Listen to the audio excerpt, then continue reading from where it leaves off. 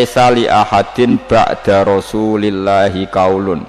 Enggak ada siapapun mustahid, apapun kias itu jali. Kias jali itu logikanya begitu nampak sekali, argumentasi hukumnya yang nampak sekali, tapi itu batal demi hukum jika Rasulullah tidak menggariskan demikian.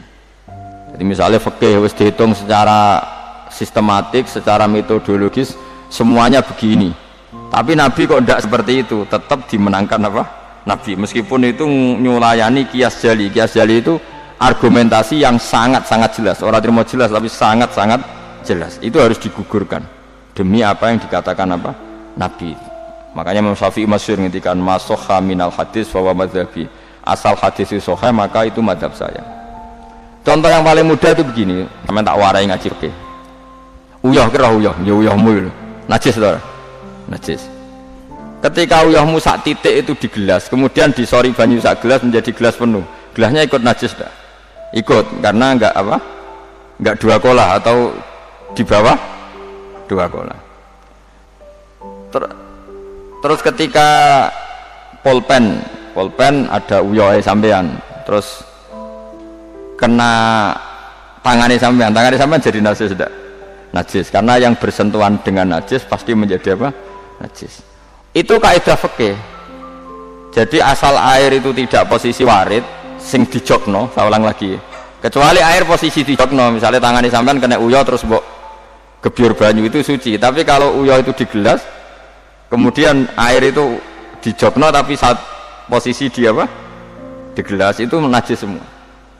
Poin intinya ngeten ae, sampean rungokno kok mungkin sampean paham duduk perkara ini.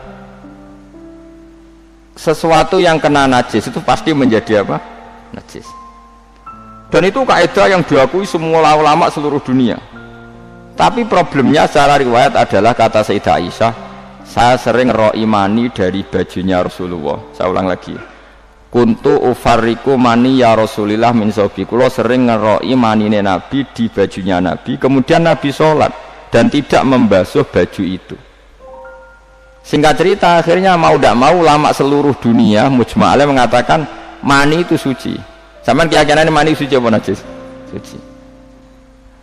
Lah lho ora mani itu najis. Keyakinanmu mani suci apa? Suci. Wong ulama satunya darani mani ku suci. Nah, padahal ini nyulayani ku bedani teori kias jali. Mani ini kan keluar dari makhrajul bauli. Gelem ra gelem mani ku umpama suci lah itu kan keluar dari makhrajul bauli, tempat yang dipakai keluar kencing, air seni. Mani pasti keluar lewat situ. Logikanya kalau mani yang cair ini lewat sesuatu yang ada najis, logikanya akan kena najis. Dan itu Imam Syafi'i disoal, masyhur itu perdebatan Imam Syafi'i sama ulama seangkatannya, sampai beliau dimaki-maki. Laukanal mani yutohiron lakana fi makhrajihi ma yunajjisuhu. Kalau nganti apal tak biring nganti saiki. Saya ulang lagi ya. Laukanal mani yutohiron lakana fi makhrajihi ma yunajjisuhu. Kalaupun mani itu suci, toh nanti kalau keluar pasti tersentuh oleh sesuatu yang menajiskan, karena dia harus keluar lewat makhrajul baul. Terus Imam Syafi'i marah besar itu masyhur, sampai Imam Syafi'i darani nasirus sunnah. Sudah saya katakan kita berfikih itu berdasar dawuh Nabi. Sing duwe Islam Nabi, nak muni Nabi ra muni najis kira sak cangkeman. Kok nganggo kias barang nak ana dawuh Nabi. Wong Nabi sing ngendikan kok ijek mbok kias, napa kowe ape dadi nabi? Ya sudah seperti itu. Karena ya tadi an-nabiyyu aula bil mu'minina min anfusihim wa azwajuhu ummahatum. Jadi dalam fikih sekalipun kalau Nabi sudah ngendikan itu kias jali, itu enggak ganggu. Makanya kemarin seperti perdebatan kiblat di Kemenak itu. Masjid-masjid mana diarahkan ke kiblat dibenarkan lagi karena enggak presisi, enggak persis. Itu ulama-ulama alim menentang, karena kalau nurut tidak persis, masjid Madinah itu madhep Mekah itu ya tidak persis. Rumah samu masjid Demak tok sing persis. Masjid Madinah itu madhep kiblatnya itu tidak persis. Takokno wong sing ahli falak. Tapi kiblat itu ajarannya Kanjeng Nabi Muhammad sallallahu alaihi wasallam. Ora kudu persis agar Nabi ngajari ngono ya ngono. Ora kudu persisan.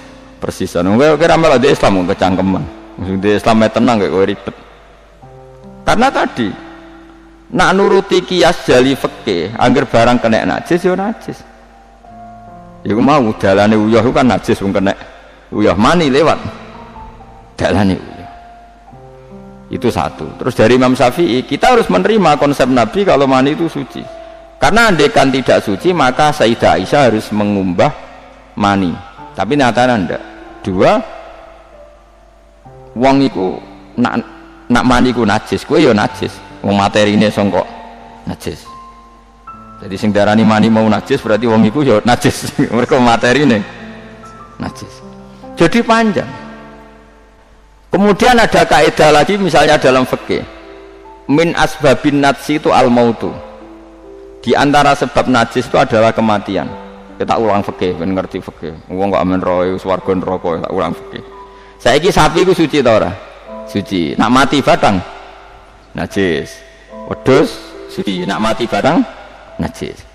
Itu fikih. Dan kita sepakat seperti itu. Maksudnya asal mati batang maksudnya bukan mati disembelih. Berarti min asbabin nafsi adalah al-maut. Sekarang berhubung manusia iku mati, misalnya Ruhin mati, Mustafa mati, Imam Malik darani najis. Padahal mayit ini nanti disolati, mulai wajib didusi cara filosofi Imam Malik.